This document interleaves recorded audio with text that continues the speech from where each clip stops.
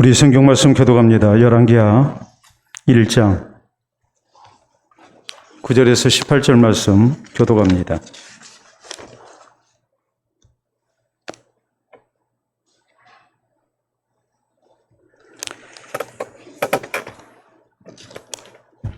열왕기하 1장 9절에서 마지막 18절 말씀 교독합니다. 이에 50부장과 그의 군사 50명을 엘리야에게로 보내매 그가 엘리야에게로 올라가 본즉 산 꼭대기에 앉아 있는지라. 그가 엘리야에게 이르되 하나님의 사람이여 왕의 말씀이 내려오라 하셨나이다.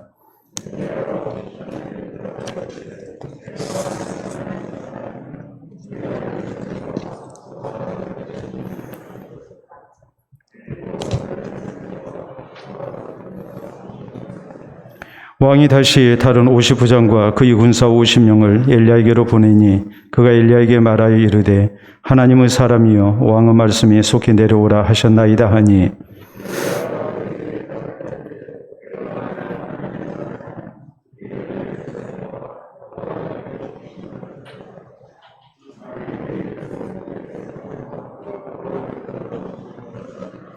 왕이 세 번째 50부장과 그의 군사 50명을 보낸지라.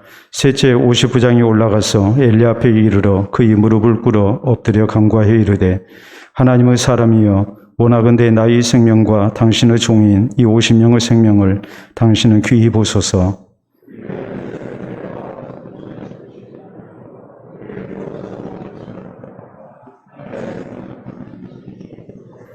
여호와의 사자가 엘리야에게 이르되 너는 그를 두려워하지 말고 함께 가라 하신지라. 엘리야가 곧 일어나 그와 함께 내려와 왕에게 이르러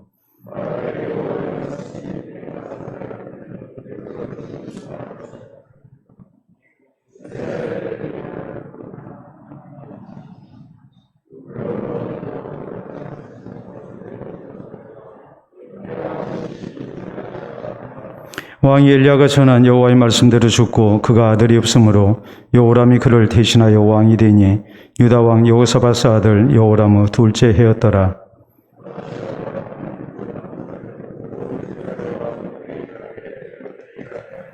아멘. 기도하고 말씀 받도록 합니다. 하나님 아버지 감사합니다. 이 시간도 주의 말씀을 우리가 소중히 여기며 또 우리를 향하신 주의 음성을 우리가 듣기를 원합니다. 허락하신 말씀이 우리의 발에 등이 되게 하시고 우리 길에 빛이 되게 하시사 우리가 이 말씀을 앞세우고 살아가게 하시고 좌우로 치우치지 아니하도록 인도하여 주시옵소서.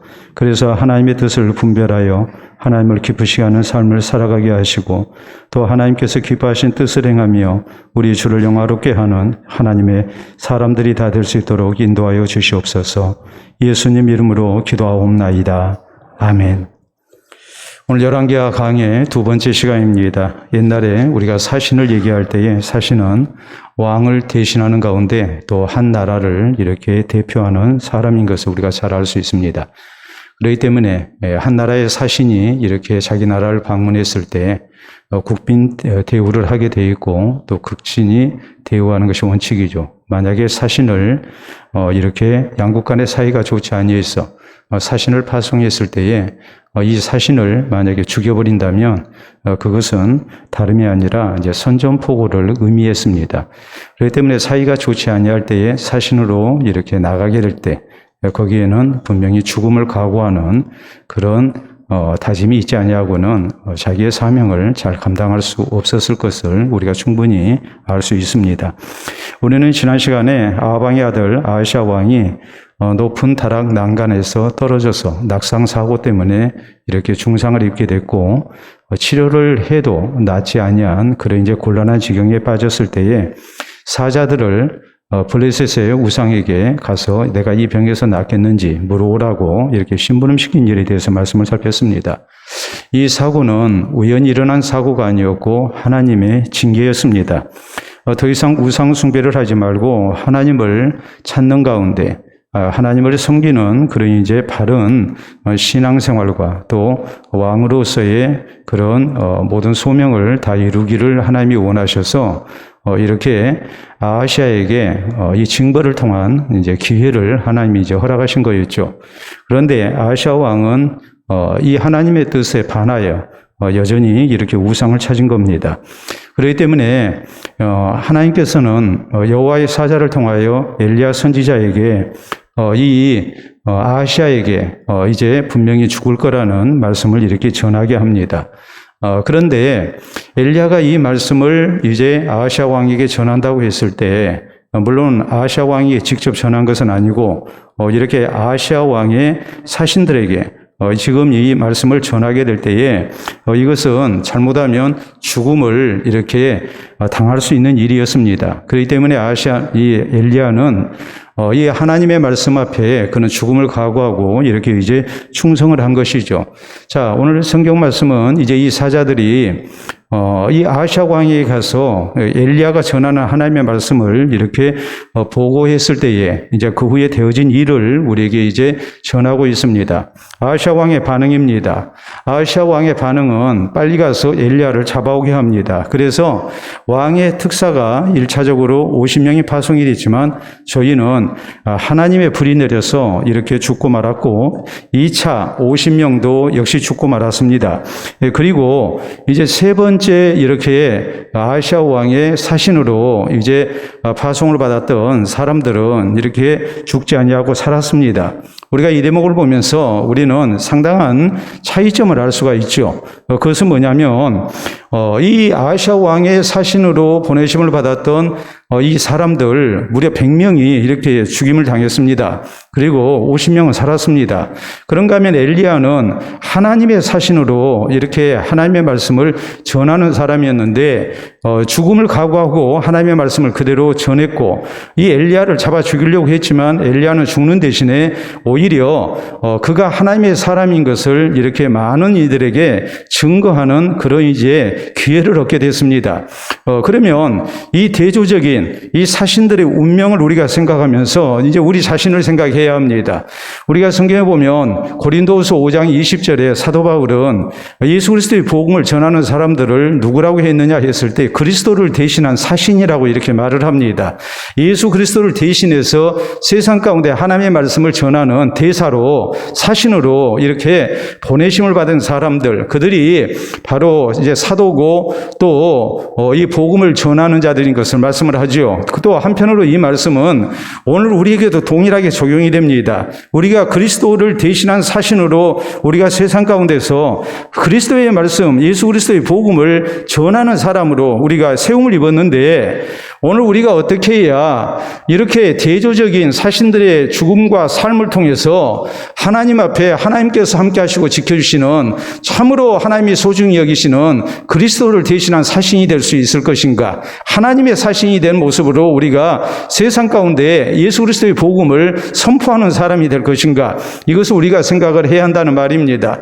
이 사명을 우리가 지혜롭게 감당하기 위해서 우리는 오늘 대조적인 이 사신들의 모습, 아하시아 왕의 사신과 또 하나님의 사신된 엘리야의 모습을 우리가 생각하면서 우리가 어떤 지혜를 얻어야 하고 또 어떤 소명 가운데 우리가 하나님 앞에 쓰임받고 또 우리가 그리스도를 대신한 사신으로 이 땅 가운데서 우리가 헌신되어야 될 것인가, 이것을 우리가 살필 수 있어야 합니다. 자, 우리는 먼저 엘리야를 잡으러 온 군사들이 왜 죽었는가, 그 이유를 우리가 생각을 해야 합니다. 자, 9절 이하에 있는 말씀이죠. 거기 보면은 이에 50부장과 그의 군사 50명을 엘리야에게로 보내매 그가 엘리야에게로 올라가 본즉 산 꼭대기에 앉아 있는지라. 그가 엘리야에게 이르되 하나님의 사람이여 왕의 말씀에 내려오라 하셨나이다.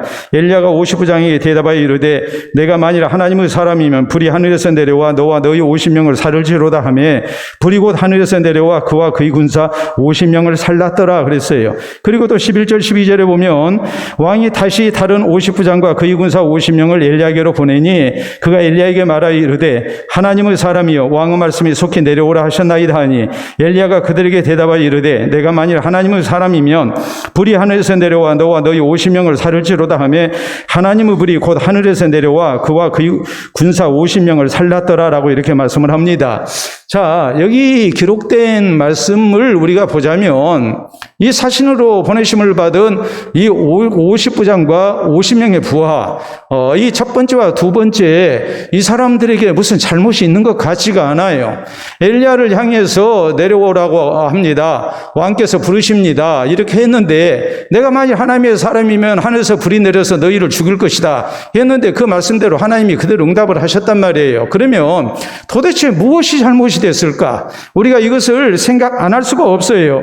우리가 기억해야 할 일은 저희가 엘리야를 향해서 이렇게 말합니다. 하나님의 사람이여 그랬어요.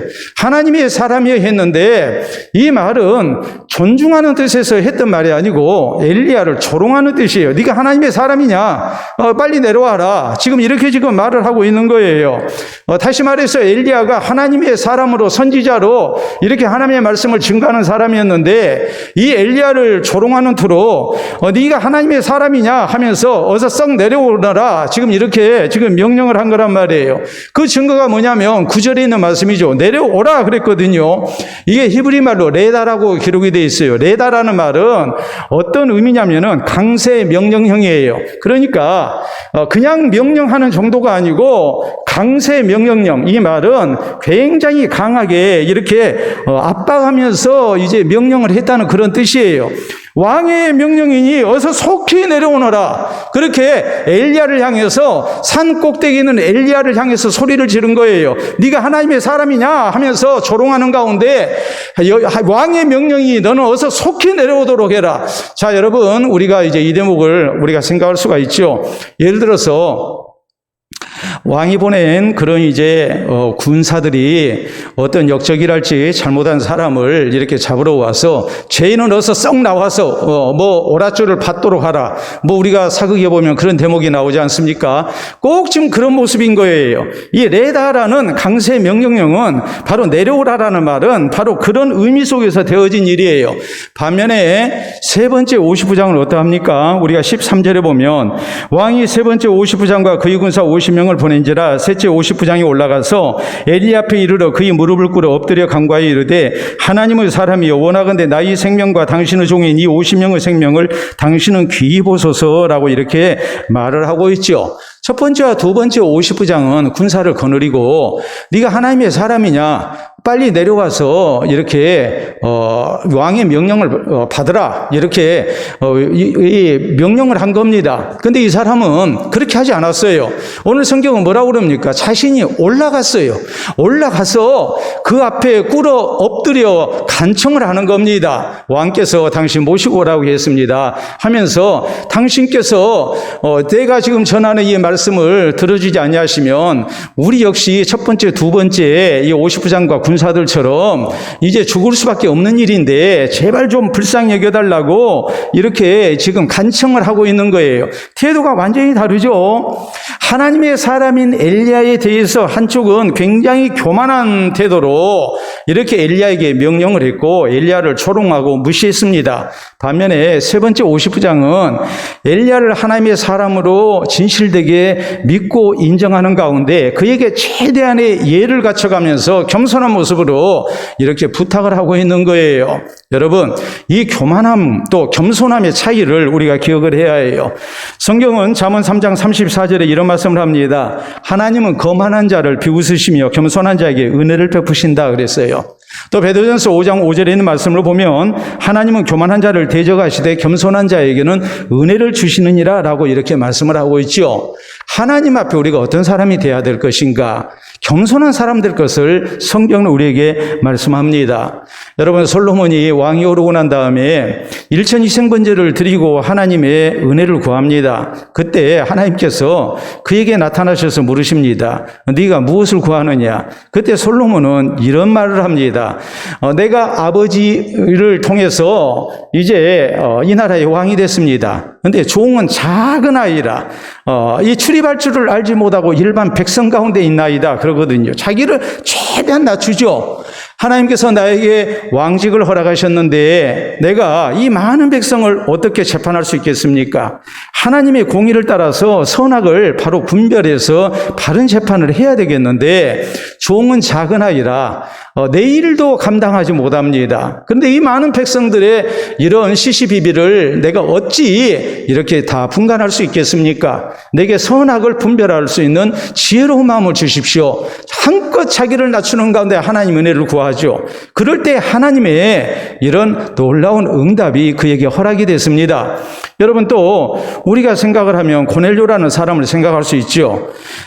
우리 하나님께서 고넬료에게 이제 천사를 통해서 베드로를 모셔다가 말씀을 들으라고 이렇게 명령을 하십니다. 그래서 사람을 보내서 베드로를 모셔왔습니다. 성경은 이렇게 말씀합니다.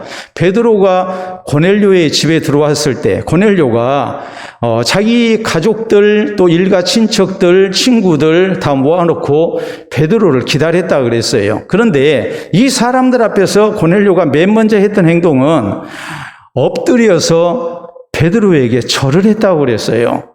그러니까 베드로가 깜짝 놀라죠. 그래가지고 그를 이렇게 세우죠. 일어나라, 나도 사람이라 그랬거든요. 이 말의 의미는 뭐냐면 고넬료가 베드로를 어떻게 대했느냐 했을 때 하나님처럼 대했다는 말이에요. 그러니까 베드로가 그렇게 대답하죠. 난 신이 아니다. 난 하나님이 아니다. 나는 사람이다. 이렇게 이제 말을 하지요. 그때 이 고넬료가 또 뭐라고 말을 합니까? 우리는 하나님께서 당신을 통해서 허락하신 말씀을 듣기 위해 우리가 다 하나님 앞에 있습니다. 그랬거든요. 다시 말하자면 그는 최대한 자기를 낮췄어요. 이 낮춘 모습이 하나님이 사랑하는 모습이었고 하나님께서 은혜를 주실 만한 모습이었단 말이에요. 오늘 우리가 이 사실을 기억을 해야 해요. 하나님께서 누구를 사랑하시는가? 하나님께서 누구를 귀히 여기시는가? 또 누구를 들어서 하나님의 역사를 이루시는가? 했을 때에 우리는 무엇보다도 겸손한 사람이 돼야 돼요. 여러분, 식당에 이렇게 음식점에 이제 들어가서 일을 배우는 사람, 옛날에 요리사가 되기 위해서 이렇게 일을 이제 배우죠. 자격증을 따고 하지만 식당에서 처음 3년 동안은 설거지와 양파 까기와 청소를 시킵니다. 이것은 큰 식당에서 보편적으로 행해지는 일입니다. 이 과정을 잘 마쳐야 해요. 왜 이런 훈련을 시키겠습니까? 겸손하도록. 또 고생되는 것도 잘 참도록 하기 위해서 인내를 훈련하는 겁니다. 내가 자격증 따서 이제 큰 음식점에 이렇게 취업을 했습니다. 내가 셰프입니다. 그런데 이제 들어온 신입사원에게 이렇게 청소시키고 설거지시키고 양파 까도록 3년을 일을 시키는 거예요. 그러면 보통 이거 감당을 못해요. 근데 이걸 감당해야만이 그가 제대로 된 셰프로 이렇게 자라날 수가 있어요. 유명한 초대교회의 교회 지도자였던 어거스틴은 이런 말을 했습니다. 신앙생활에 있어서 가장 중요한 것이 무엇입니까? 제자들이 물었을 때에 겸손이다 그랬어요. 그러면 두 번째로 중요한 것은 무엇입니까? 두 번째도 겸손이다. 세 번째 중요한 것은 무엇입니까? 세 번째도 겸손이다 그랬어요. 그리고 이렇게 설명을 합니다. 겸손해야 하나님 앞에 내가 죄인인 것을 진실되게 고백하고 예수님을 구주로 믿어서 구원 얻을 수 있기 때문이다 그랬어요.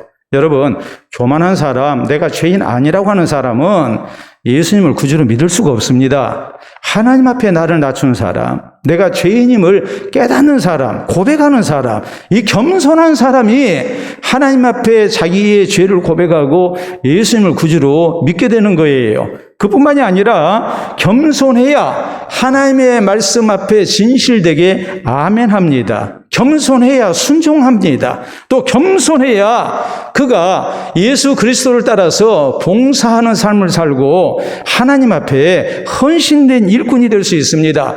또 겸손해야 다른 성도들과 화목을 이룰 수가 있습니다. 우리의 신앙생활에 있어서 우리로 하여금 바로 된 신앙을 갖지 못하게 하는 가장 중요한 요소, 우리가 하나님의 말씀대로 살지 못하게 하는 가장 중요한 것이 무엇인가 했을 때에, 또 불화하게 만드는 가장 중요한 원인이 뭔가 했을 때에, 그것은 겸손이 아닌 교만입니다. 교만하니까 하나님 앞에 진실되게 예수님을 구주로 믿지를 않습니다. 교만하니까 하나님 말씀 앞에 아멘을 안 합니다. 교만하니까 순종을 안 하는 겁니다. 교만하니까 봉사하지 않습니다. 섬기는 대신에 섬김받으려고 하는 겁니다. 교만하니까 결국 그 사람은 주변에 있는 사람들과 화목을 이루지를 못합니다. 그래서 어거스틴은 그렇게 말한 겁니다. 신앙생활에 있어서 가장 중요한 것은 첫째도 겸손이고 둘째도 겸손이고 세 번째도 겸손이다. 겸손해야만이 우리가 진실되게 예수님을 구주로 믿고 우리가 정말 하나님의 말씀 앞에 아멘하며 순종하는 사람이 되고 또 우리가 봉사와 헌신하는 사람이 되고 또 우리가 이웃과 화목한 사람이 될 수가 있다. 이렇게 강조한 거예요. 그러면서 이렇게 말합니다. 겸손은 무엇이냐? 겸손은 하나님의 은혜를 담는 그릇이다라고 했어요. 이 말을 다른 말로 얘기하자면 겸손치 아니하면 하나님의 은혜가 없다는 말이에요. 하나님은 교만한 자를 물리치시고 겸손한 자를 사랑하시고 겸손한 자에게 은혜를 베푸시는 하나님이신 것을 우리가 잊지 말아야 합니다. 왜 첫 번째, 두 번째 이 사신들이 이렇게 죽임을 당하게 됐는가? 세 번째 사신은 왜 살게 됐는가? 그것은 교만했느냐, 겸손했느냐의 차이였어요. 오늘 우리가 그리스도의 사신된 사람으로서 우리가 늘 겸손함 속에 우리 하나님께서 사랑하시고 또 붙드시고 귀히 쓰시는 하나님의 사람 되는 것, 이것이 오늘 우리가 추구해야 할 신앙의 모습인 것을 명심할 수 있기를 바랍니다. 두 번째 우리가 생각해야 할 것은 이런 말씀이죠. 세 번째 50부장은 왜 첫 번째와 두 번째 이 50부장들과 다른 모습을 보였을까? 그것은 바로 첫 번째와 두 번째 50부장의 죽음을 통해서 배운 거예요. 교훈을 받은 거예요. 그러니까 같은 잘못을 반복하지 않은 거죠. 자, 9절 10절에 있는 말씀 다시 우리가 또 볼까요? 이 50부장과 그의 군사 50명을 엘리야에게로 보내매 그가 엘리야에게로 올라가 본즉 산꼭대기에 앉아 있는지라 그가 엘리야에게 이르되 하나님의 사람이 왕의 말씀에 내려오라 하셨나이다. 엘리야가 50부장이 대답하여 이르되 내가 만일 하나님의 사람이면 불이 하늘에서 내려와 너와 너희 50명을 살을지로다 하매 불이 곧 하늘에서 내려와 그와 그의 군사 50명을 살랐더라. 자, 11절에 왕이 다시 다른 50부장과 그의 군사 50명을 또 엘리야에게 보냈습니다. 그런데 11절, 12절에 있는 말씀을 보면 똑같은 일이 그대로 반복이 되고 있어요. 두 번째 50부장은 첫 번째 50부장의 실패를 통해서 전혀 배우지를 못했어요. 산 아래에서 네가 하나님의 사람이냐 조롱하면서 너 빨리 내려와서 왕의 명령을 받들어라. 빨리 내려와라 하면서 이렇게 했단 말이에요. 그렇게 하다가 첫 번 50부장과 그 부하 50명이 하나님의 불이 하늘에서 내려서 저기를 다 살라버린 그런 일을 분명히 알고서도 두 번째 50부장은 역시 똑같은 모습으로 엘리야를 대했단 말이에요. 저들의 교만은 전혀 벗겨지지 않았어요.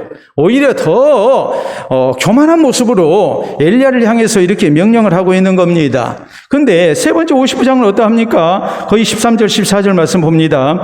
왕이 세 번째 50부장과 그의 군사 50명을 보낸지라 셋째 50부장이 올라가서 엘리야 앞에 이르러 그의 무릎을 꿇어 엎드려 간구하여 이르되 하나님의 사람이 원하건대 나의 생명과 당신의 종인 이 50명의 생명을 당신은 귀히 보소서. 불이 하늘에서 내려와 전번 50부장 둘과 그의 군사 50명을 살랐거니와 나의 생명을 당신은 귀히 보소서 하매라고 이렇게 이제 고백을 하죠. 앞에 두 사람을 통해서 이 사람은 배운 겁니다. 그래서 자신이 직접 올라가서 무릎 꿇고 엎드리는 가운데 간청을 하고 있는 거예요. 첫 번째, 두 번째 50부장들과는 전혀 다른 모습이었죠. 여러분, 우리가 하나님의 또 그리스도의 사신으로서 이 땅 가운데서 신실한 사역자가 되려면 우리에게 필요한 신앙의 자세가 뭘까요? 여러분, 그것은 우리가 자꾸 배우는 자세예요. 특히 다른 사람의 실패를 통해서, 잘못을 통해서 우리가 배울 수 있어야 하고 신앙 성숙의 기회로 삼을 줄 아는 지혜로움이 우리에게 있어야 해요. 여러분, 그렇잖아요. 느부갓네살 왕이 하나님 앞에 교만해 하다가 저가 7년 동안 이렇게 정신병자가 되는 이 들짐승과 같은 생활을 하는 그런 아주 비참한 그런 이제 일을 당하고 말았습니다. 근데 그의 아들 벨사살이 이렇게 왕이 돼서 했던 일이 뭐였냐면 예루살렘 성전에서 하나님을 섬기는 데 쓰는 그릇들을 가져다가 금그릇, 은그릇에다가 술 따라 마시면서 이렇게 하나님을 모독합니다. 그래서 이제 하나님께서 저를 이제 심판을 하시죠. 자, 대결 우바르시라는 하나님의 말씀이 이제 선포가 되죠.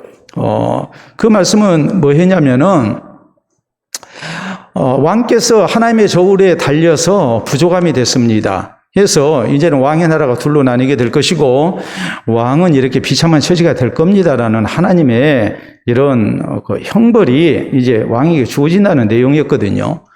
근데 다니엘이, 이 하나님의 말씀을 벨사살 왕에게 전하면서 했던 말은 이것이었어요. 왕의 아버지 느부갓네살 왕이 하나님 앞에 교만해하다가 그 굳은 일을 당했는데 어찌 왕께서는 그 느부갓네살 왕의 아들이 돼서 이렇게 똑같은 일을 반복하십니까? 이거였거든요. 아버지의 실패를 통해서 배우지를 못한 거예요. 그러니까 불행한 일을 당한 거죠.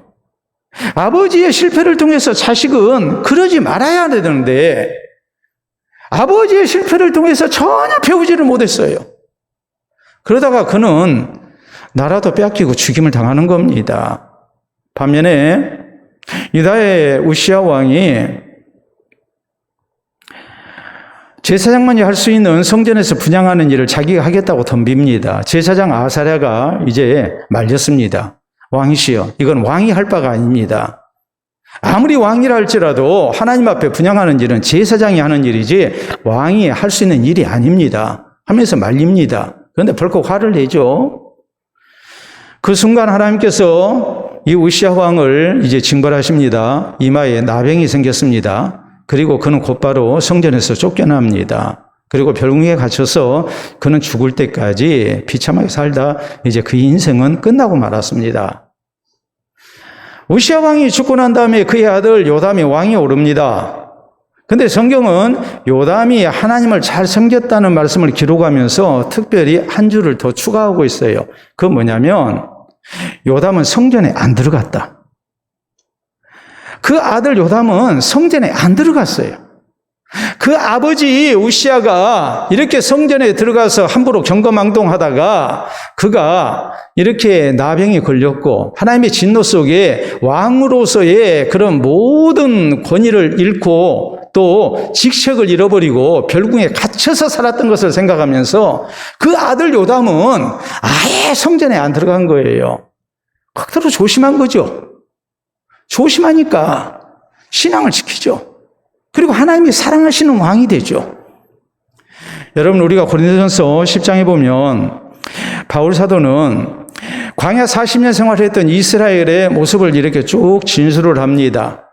저희가 하나님 앞에 불신앙으로 일관하고 범죄하고 하나님 원망하고 그러다가 저희가 이렇게 크게 하나님의 진노를 당하고 약속하신 가나안 땅에 들어가지 못한 사실을 언급합니다. 그러면서 바울 사도는 이렇게 말씀을 하고 있어요. 고린도서 10장 11절에 보면 이런 모든 일들은 말세를 당한 우리에게 하나님께서 본이 되도록 거울이 되도록 우리에게 기록하신 일이다 그랬어요. 왜 성경에 이런 일이 기록되어 있느냐? 구세 사람들로 하여금 혹시라도 광야 40년 생활을 했던 이스라엘 백성들의 실수가 잘못이 범죄가 반복되지 아니하도록 성경에 이 사실을 기록했다. 그리고 고린도서 10장 12절은 이어서 말씀합니다. 그런즉 선줄로 생각하는 자는 넘어질까 조심하라. 경계를 삼으라는 거예요. 다른 사람의 실패를 통해서 경계를 삼아야 한다. 여러분, 이솝 우화에 이런 얘기가 나옵니다. 사자와 늑대와 여우가 함께 힘을 모아서 이제 사냥을 했습니다. 이솝 우화죠. 셋이 모여서 사냥을 해서 사냥에 성공을 했어요. 그래서 이제 초식동물 하나를 잡아서 이렇게 먹게 됐는데 사자가 얘기합니다. 늑대에게 야, 우리 셋이 이렇게 잡았으니까 네가 나눠라. 공평하게 나눠라 그랬어요. 그러니까 늑대가 사자가 한 말대로 공평하게 나눴어요. 그러니까 사자가 굉장히 기분 나빠하면서 야 이놈아, 그래도 내가 있었으니까 사냥에 성공했지. 너희들이 뭐 얼마나 힘을 썼냐. 너희들은 몰이밖에 안 했고 내가 물어서 죽이기는 내가 했는데 어떻게 똑같이 나눌 수가 있느냐. 그리고서 늑대를 물어 죽여버립니다. 그리고 여호와가 말합니다. 네가 좀 공평하게 나눠봐라. 여호와가 어떻게 나눴겠습니까? 네? 좋은 것은 다 대부분은 다 사자에게 사자 몫으로 하고 자기 몫은 조금 놔뒀어요. 그러니까 사자가 기분이 좋아가지고 네가 참 공평하게 잘 나누는구나. 그러면서 너 이거 누구한테 배웠느냐 그러거든요. 누구한테 배웠겠어요? 늑대를 통해서 배운 거죠. 늑대의 죽음을 통해서 배운 거예요. 여러분 우리가 자주로 쓰는 사자성어 가운데 이런 말이 있습니다. 여러분 보시게 되면 반면교사라는 말입니다. 거꾸로 반자에 얼굴 면자죠. 낫 면자, 가르칠 교자, 그리고 스승 사자입니다. 저 반면교사라는 말은 꼭 잘 가르치고 바르게 가르치는 사람, 정명교사입니다. 그들을 통해서만 우리가 배우는 거 아니다 이 말이에요. 다른 사람의 잘못을 통해서도 우리가 배울 수 있기 때문에 그런 경우를 반면교사라고 얘기를 하는 거예요. 다른 사람의 잘못과 실패를 통해서 우리가 배울 수 있는 거예요. 배우고자 하면 못 배울 것이 없어요. 뿐만 아니라 우리가 또 쓰는 말 가운데 타산지석이라는 말이 있죠. 다른 산의 돌이라는 말입니다. 다른 산에 하찮은 돌이라 할지라도 내 옥을 가는 데에 도움이 된다라는 말이에요. 어떤 일에 대해서 배우고 그것을 통해서 유익을 얻으려고 마음만 먹는다면 얼마든지 우리가 많은 것을 배울 수 있고 같은 실수를 반복하지 않고 더 나은 모습으로 우리가 살 수 있다는 말입니다. 우리의 신앙생활이 그래요. 신앙생활 잘하는 사람을 통해서도 우리가 본을 삼을 수가 있지만 신앙생활 잘못한 사람, 그래서 하나님의 은혜에서 구원해서 멀어진 사람을 통해서도 나는 저런 사람 되지 않아야 되겠다 해서 우리가 배울 수 있는 거예요. 그러니까 본받을 사람 없다고 얘기해서는 안 돼요. 본받을 사람이 있어서도 배우지만 본받을 사람 하나 없어도 우리가 얼마든지 배울 수 있는 거예요. 오늘 나의 부족을 생각하고 우리가 배우기를 힘쓰는 성도가 돼야 됩니다. 교만한 마음으로 배울 것 없다고 해서는 안 돼요. 배우려고 하면 얼마든지 우리가 우리 주변에서 되어지는 모든 일을 통해서 또 다른 사람을 통해서 얼마든지 우리가 배울 수 있는 거예요. 첫 번 50부장과 두 번째 50부장의 실패를 통해서 세 번째 50부장은 참으로 중요한 것을 배운 겁니다. 그 실패를 통해서 나는 저렇게 해서는 안 되겠다 생각하고 산 아래에서 하나님의 사람이냐 빨리 내려와서 오랏줄을 받으라 하는 식으로 그렇게 하지 않았습니다. 그 자신이 산 꼭대기까지 올라갑니다. 무릎을 꿇습니다. 엎드립니다. 그리고 간청합니다. 혹시라도 이 앞번 두 50부장처럼 그 군사들처럼 우리가 죽임당하지 않도록 당신이 우리를 좀 긍휼히 여겨 달라고 왕궁으로 가시자고 이렇게 사정을 하는 거예요. 오늘 우리에게 필요한 신앙의 자세가 무엇일까? 우리가 항상 잘할 수 없지만 또 항상 신앙생활 잘한 사람 속에서 우리가 살 수는 없지만 오늘 나의 부족을 어떻게 하면 메꿀 것인가? 우리는 늘 이것을 생각하면서 겸손한 모습으로 배우기를 힘쓰는 성도가 되어야 됩니다. 다른 사람의 실패를 통해서도 우리는 배워야 합니다. 그래서 나의 부족을 메꾸는 가운데 또 아름다운 신앙 생활을 우리가 힘쓰면서 하나님께서 붙드시고 귀하게 쓰시는 하나님의 사람들 될 수 있기를 바랍니다. 자, 세 번째 우리가 생각해야 할 것은 뭐냐면 하나님의 사람으로 지금 이렇게 지금 쓰임을 받고 있는 엘리야를 하나님이 지키시고 보호하신 은혜를 우리가 생각 안 할 수가 없어요. 여러분, 여기 이어지는 말씀을 보면 거기 15절 이하에 여호와의 사자가 엘리야에게 이르되 너는 그를 두려워하지 말고 함께 내려가라 하신지라. 엘리야가 곧 일어나 그와 함께 내려와 왕에게 이르러 말하되 여호와의 말씀이 네가 사자를 본 에그론을 신 바알세불에게 물으려 하니 이스라엘의 그의 말을 물을 만한 하나님이 안 계심이냐. 그러므로 네가 그 올라간 침상에서 내려오지 못할지라. 네가 반드시 죽으리라 하셨다 하니라. 그리고 17절 18절 이제 그 결과가 나와 있죠. 왕이 엘리야가 전한 여호와의 말씀대로 죽고 그가 아들이 없으므로 여호람이 그를 대신하여 왕이 되니 유다 왕 여호사밧의 아들 여호람의 둘째 해였더라. 자, 북쪽에도 여호람이라고 그러고 남쪽에도 여호람이라고 그러는데 당시 이스라엘 사회에서 이렇게 훌륭한 조상의 이름을 딴다 할지 혹은 하나님과 관련된 그런 신앙적 이름을 갖는 일은 흔했습니다. 그래서 우리가 나중에 이제 보면은 여호람과 이 북쪽에는 여호람과 남쪽에는 여호람을 이렇게 또 이제 구분해서 사용을 하죠. 그래서 한 사람은 여호람이라고 그러고 한 사람은 요람이라고 이렇게 이제 또 부릅니다. 나중에 이제 우리가 그 차이를 살필 수가 있겠고요. 오늘 성경 말씀은 엘리야가 말한 대로 그대로 됐다. 이렇게 성경은 이렇게 말씀을 하죠. 자, 엘리야로 하여금 지금 첫 번째 50부장과 두 번째 50부장은 네가 하나님의 사람이냐 하면서 조롱을 당했고 하나님의 사람 된 권위를 인정받지를 못했습니다. 그런데 실제 하나님께서는 저희를 하늘에서 불이 내려서 저희를 멸하심으로 엘리야가 했던 말이 그대로 성취되게 하셨어요. 그래서 하나님의 사람으로서의 이 인정받지 못한 권위를 하나님이 세워주신 거예요. 엘리야가 한 말이 그대로 성취되게 하신 거예요. 그래서 이제 세 번째 50부장은 이분이 분명히 하나님이 세우신 하나님의 사람이구나라는 것을 인정을 하고 그리고 진실된 모습으로 하나님의 사람이여 하면서 올라가서 무릎 꿇고 엎드려서 이렇게 사정을 하는 거죠. 그리고 이제 엘리야가 그래도 좀 내려가기가 좀 껄끄럽지 않겠습니까? 근데 여호와의 사자가 엘리야에게 말씀을 합니다. 너 걱정 마라. 15절에 있는 대로 너 내려가라. 내가 함께한다. 하나님께서 분명하게 지켜줄 것을 이렇게 약속을 하시죠.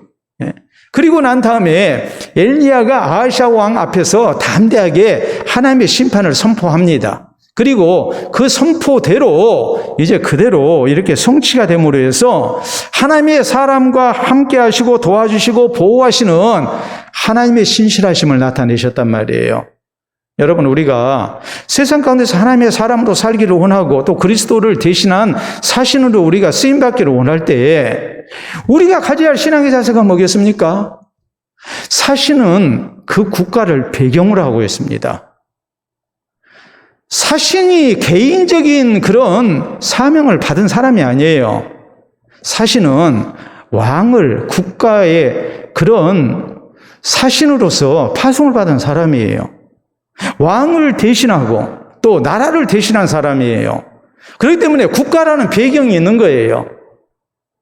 하나님의 사람으로 우리가 이 땅 가운데 파송을 받았을 때 우리가 믿어야 할 것은 무엇인가? 우리를 세상 가운데 파송하신 하나님께서, 우리를 그리스도를 대신한 사신으로 파송하신 하나님께서 우리의 배경이 되시면 우리가 믿어야 한다는 말이에요.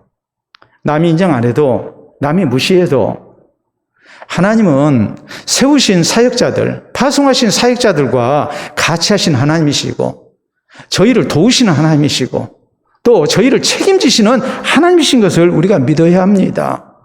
여러분, 그렇기 때문에 우리 예수님께서 그런 말씀을 하시죠. 마태복음 28장 20절에 있는 말씀을 보면 제자들을 파송하시면서 볼지어다 내가 세상 끝날까지 항상 너희와 함께 있으리라 약속하시잖아요. 주님께서 약속하시잖아요. 사도 바울은 그리스도를 대신한 사신으로 그가 이렇게 복음 사역을 위해서 헌신했던 지난 날을 돌아보면서 디모데후서 4장 17절로 18절에 그런 고백을 합니다. 주께서 내 곁에 서서 나를 강건케 하셨다. 그래서 나로 하여금 이방인에게 그리스도의 복음을 잘 증거토록 하셨다. 내가 사자 입에서 건짐을 받았다. 이 주님께서 이제도 나를 구원하실 것이고 앞으로 천국 들어갈 때까지 나를 인도하실 것이다. 천국에 들어가게 하실 것이다.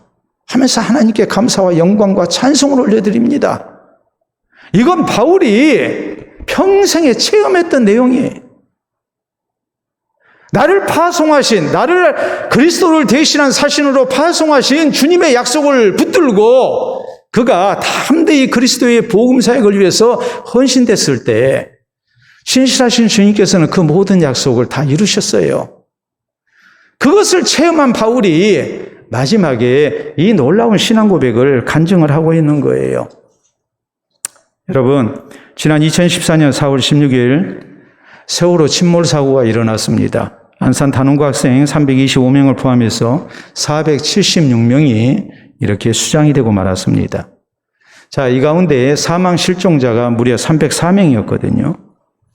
근데 우리가 잘 알다시피 배가 침몰하고 있었지만 선내 방송은 이동하지 말라고 가만히 있으라고 했어요. 그리고 선장과 선원은 다 탈출하고 말았어요. 그래서 이 300여 명의 사람들이 죽었습니다. 그런데 그때 이런 얘기가 나왔습니다. 만약 이 학생들이 지방 소도시인 안산 단원고 학생들이 아니고 만약 서울 강남 고등학생들이었다면, 아니 그 가운데 고위직 자녀가 한 명이라도 있었다면 과연 그랬겠느냐? 그렇게 침몰하는 것을 구경만 하고 있었겠느냐?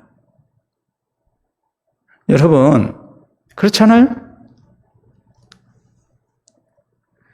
그 학생들 서울 강남에 있는 고등학교 학생들이 아니고 지방 소도시에 있는 학생들입니다. 고위직 자녀가 없습니다. 그래서 저렇게 무책임하게 방치한 거 아니야. 오죽하면 그런 얘기가 나왔겠습니까? 우리 아버지가 되시고 우리를 구원하신 하나님, 또 우리를 이 땅 가운데 그리스도를 대신한 사신으로 보내시고 세우신 하나님, 우리를 통해서 예수 그리스도의 나라를 세우기를 원하시는 하나님은 그런 무책임한 분이 절대 아닙니다.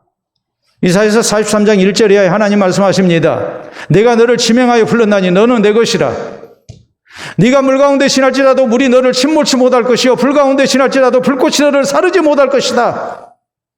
하나님께서 함께 하시고 우리를 지켜주시겠다고 하나님 약속하십니다. 더구나 우리가 주의 나라의 거룩한 대사로 사신으로 우리가 세우심을 입고 그리스도의 복음 사역을 위해서 우리가 헌신된 사람이라면 주께서는 그 약속하신 대로 분명히 세상 끝날까지 우리와 같이 하실 것입니다. 믿음으로 사는 백성과 함께 하실 것입니다. 우리는 그것을 믿고 엘리야를 통해서 우리가 배워야 한단 말이에요. 엘리야를 얼마나 조롱했습니까? 엘리야를 얼마나 무시했습니까? 엘리야를 잡아 죽이려고 하지 않았습니까? 정말 세 번째 50부장을 따라서 아하시아 왕 앞에 서는 것이 쉽지 않은 일입니다. 지금 잡아 죽이려고 하잖아요. 그런데 하나님께서 말씀하십니다. 걱정 말고 가라. 내가 함께 주겠다. 그러니까 갑니다. 그리고 담대히 하나님의 말씀으로 외칩니다. 당신 죽습니다. 그 엘리야가 전한 하나님의 말씀대로 아하시아 왕이 죽었습니다. 아하시아 왕이 엘리야를 죽이려고 했지만 오히려 아하시아 왕이 죽었습니다. 왜요? 엘리야 뒤에는 하나님이 계셨기 때문입니다. 그는 하나님의 사신으로 아하시아 왕 앞에 섰기 때문입니다. 그러므로 하나님께서 붙드시고 책임을 져주신 겁니다. 우리 역시 마찬가지입니다. 우리가 세상 가운데 그리스도를 대신한 사신으로 파송받은 사람들이고 우리를 파송하시는 하나님께서는 분명히 우리와 같이 하시고 신앙으로 살고 하나님의 명령 따라서 헌신된 주의 백성들 하나님이 분명히 붙드시고 책임지실 것입니다. 그걸 믿고 우리에게 주어진 사신의 사명을 우리가 잘 감당하는 그런 일꾼들이 되어야 됩니다. 우리가 쓰는 말 가운데 함흥차사라는 말이 있죠. 조선을 건국한 태조 이성계가 첫째 부인에게서 아들이 6명이 있었고 둘째 부인에게서 2명이 있었습니다. 모두 8명입니다. 그런데 이성계는 아들들 가운데 막내 방석을 자기의 후계자로 생각을 했습니다. 그러자 5째인 이방원이 왕자의 난을 일으켜서 동생 방석을 죽이고 그가 왕이 오르게 됩니다. 그가 바로 세종의 아버지가 되는 태종입니다. 이성계가 분노하죠. 그래서 젊은 시절을 보내 함흥으로 가버립니다. 그러니까 이 태종 방언이 차사를 보냅니다. 차사는 보낼 차자에 바로 사신 사자예요. 차사를 보내서 아버지를 모셔오게 합니다. 근데 이성계가 차사들이 오면은 활을 쏴서 다 죽여버렸어요. 이성계는 명궁이었거든요. 그래서 나온 말이 뭐냐면은 함흥차사예요. 사신으로 보내심을 받았는데 돌아오지 않는 사신. 그 말이 바로 함흥차사라는 말이에요. 이성계의 정신적 스승이었던 무학대사가 이성계에게 이런 말을 합니다. 지금까지도 많은 사람을 죽였는데 죽을 날이 얼마 남지 않은 것 아닙니까? 당신 살 날이 얼마 안 남았는데 죽을 날이 가까워오고 있는데 더 이상 사람 죽여서는 안 됩니다. 지혜롭게 설득을 하니까 태조 이성계가 황궁을 합니다. 그리고 아들 태종을 인정을 합니다. 이게 함흥차사에 얽힌 내용이거든요. 여러분, 오늘 성경 말씀을 보면 아하시아 왕의 사자들은 함흥차사가 되고 말았습니다. 그 이유가 뭡니까? 교만했기 때문이죠. 겸손치 아니했습니다. 다른 사람의 실패를 통해서 배우지 못했습니다. 그리고 하나님의 권세 앞에 아하시아 왕의 권세는 아무것도 아니었습니다. 아하시아 왕이 저희의 생명을 담보하지는 못했습니다. 지켜주지 못했습니다. 그래서 함흥차사가 된 거예요. 오늘 우리가 세상 가운데 하나님의 사신으로 그리스도를 대신한 사신으로 우리가 보내심을 받았는데 우리가 어떤 모습으로 쓰임을 받아야 되겠습니까? 어떻게 해야 우리가 함흥차사가 아닌 정말 하나님께서 붙드시고 귀히 쓰시는 하나님의 사람 돼서 우리가 하나님 앞에 아름다운 보고를 드리는 그런 그리스도의 사람들이 될 수 있겠습니까? 겸손해야 합니다. 다른 사람 실패를 통해서 우리는 또 배워야 합니다. 엘리야처럼 나를 보내시고 나와 함께 하시는 하나님을 우리가 신뢰하면서 하나님을 향한 믿음으로 우리가 충성과 헌신을 다해야 합니다. 이 모습으로 우리가 하나님 앞에 붙들려 쓰임받고 우리에게 주어진 사명을 잘 감당하고 우리가 하나님 앞에 참으로 영광스러운 모습으로 서는 우리 모든 그리스도를 대신한 사신되는 은혜가 우리에게 있기를 바랍니다. 우리 함께 기도합니다. 오늘 나의 모습은 하나님 앞에 아름다운 모습으로 설 모습입니까? 아니면 주께서 나를 통해 이루고자 하신 뜻을 감당치 못하고 부끄러운 모습으로 서야 하는 모습입니까? 겸손을 통해서 혹은 다른 사람의 실패를 통해서 배워야 합니다. 또 살아계신 하나님을 우리가 의지하고 주신 사명 잘 감당해야 합니다. 주님은 분명히 우리와 함께 하시고 우리를 통해 하나님의 아름다운 역사를 이루실 것입니다. 이 믿음 가지고 주 앞에 헌신될 것을 다시 한번 우리 모두 기도로 다짐합니다.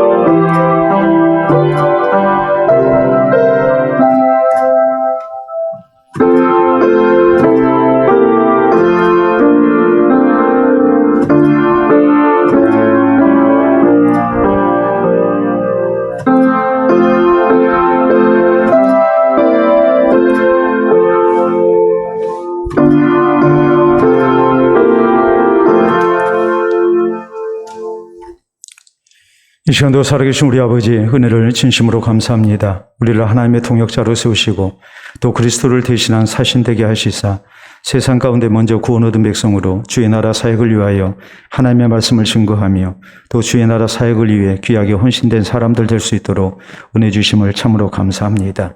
하나님께서 붙드시고 함께 하시며 귀히 쓰시는 하나님의 사람들이 되기를 원합니다.